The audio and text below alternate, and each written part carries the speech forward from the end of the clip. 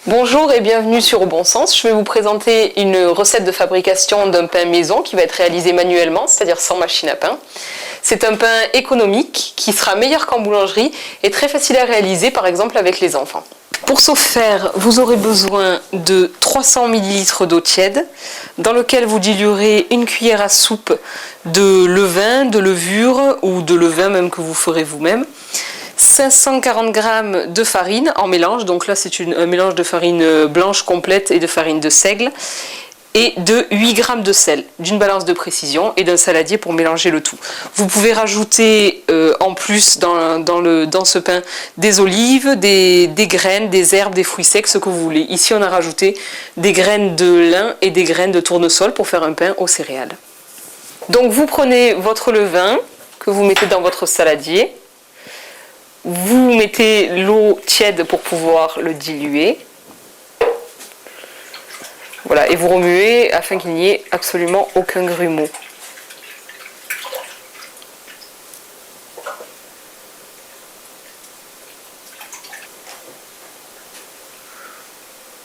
Vous rajoutez la farine.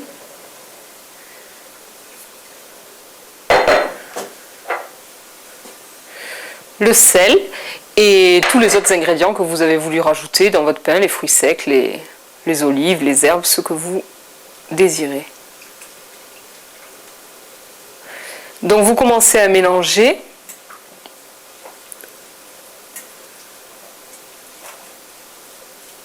Et puis à pétrir. Donc voilà, le pétrissage se fait pendant à peu près 5 minutes. Le but est tout simple, d'obtenir une pâte homogène.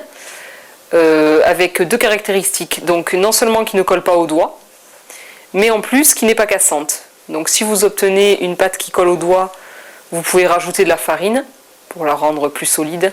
Et si vous obtenez une pâte cassante, vous pouvez rajouter de l'eau pour la rendre plus liquide.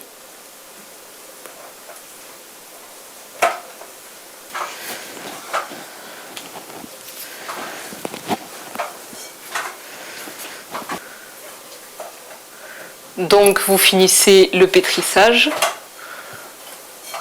vous obtenez une pâte à peu près homogène, donc ni collante ni cassante. Et là, vous commencez à taper avec la tranche de la main, énergiquement, pour achever de mélanger les ingrédients et rendre la pâte lisse et parfaitement homogène. Bon, vous vous fiez, au niveau du temps, vous vous fiez à la qualité de la pâte, qui doit être bien lisse. Ça dure à peu près 3 minutes. Donc voilà la fin de la tape du pain. Vous obtenez une pâte bien lisse, bien homogène. Vous la reposez dans le saladier. Vous prenez alors une planche. Voilà. Et là, vous étalez la pâte. Et vous la repliez sur elle-même, voilà, en laissant de l'air. Donc le but c'est d'emprisonner de l'air à l'intérieur. Donc en quantité c'est à peu près une dizaine de fois. En pratique c'est à peu près jusqu'à ce que la pâte devienne trop difficile à travailler.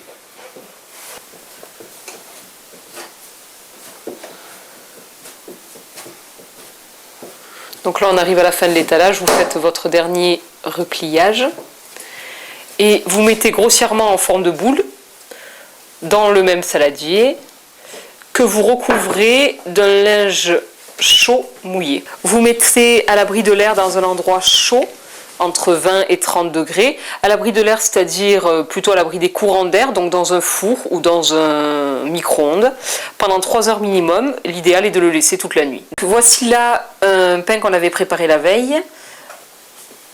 Donc il a passé toute la nuit à gonfler. Donc vous voyez la pâte double voire triple largement de volume. Donc vous farinez les mains, vous appuyez sur la pâte doucement pour faire sortir l'air.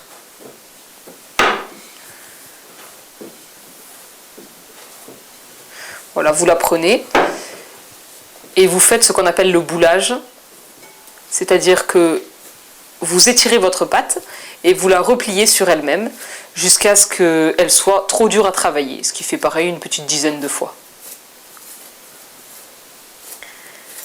Donc voilà, vous arrivez à peu près à votre dernier tirage.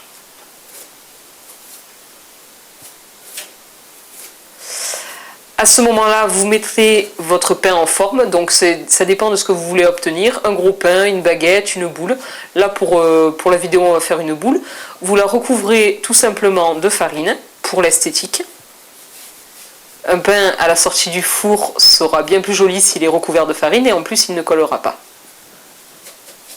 Vous posez votre pain sur votre plaque à four qui a été là ici recouverte de papier sulfurisé. Et vous la mettez 30 minutes, toujours pareil à l'abri de l'air, 30 minutes ou 1 heure, en l'ayant recouvert d'un torchon sec. Donc le pain a gonflé pendant 30 minutes ou 1 heure. À ce moment-là, vous entaillez.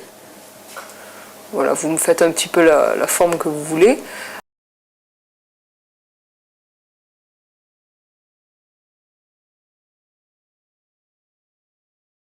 Voilà, et vous l'enfournez dans un four préchauffé à 300 degrés si possible, ou alors au maximum. Ici c'est 235. Voilà, la cuisson en principe c'est 10 minutes à 300 degrés, 10 minutes à 210 degrés et 10 minutes à 180. Donc c'est-à-dire une demi-heure. Pour un pain plus petit, ce sera 8 minutes, 8 minutes et 8 minutes. Et pour un pain plus gros, c'est 12, 12 et 12. Donc on va montrer un petit passage au niveau en cours de cuisson. Là on est à 10 minutes. Donc vous voyez que le pain ressemble vraiment à une fleur qui éclot au niveau des entailles. C'est tout l'intérêt de faire des entailles, c'est pour que le pain cuise bien à l'intérieur et soit très esthétique. Donc après la cuisson, voilà le résultat. Le mieux c'est de prendre le pain et de le poser sur une grille afin qu'il reste bien croustillant. Voilà, donc régalez-vous avec ce délicieux pain campagnard préparé à l'ancienne. Et à très bientôt sur Au Bon Sens.